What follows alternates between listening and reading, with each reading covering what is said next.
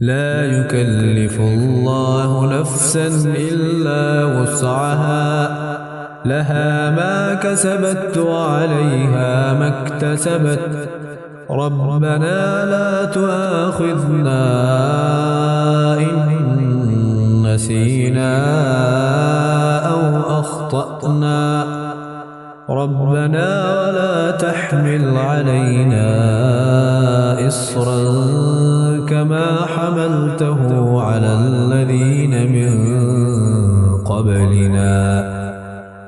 ربنا ولا تحملنا ما لا طاقة لنا به،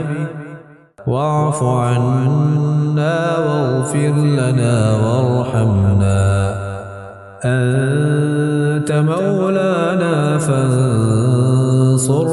على القوم الكافرين۔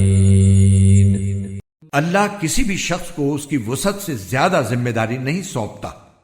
اس کو فائدہ بھی اسی کام سے ہوگا جو وہ اپنے ارادے سے کرے، اور نقصان بھی اسی کام سے ہوگا جو اپنے ارادے سے کرے۔ مسلمانوں،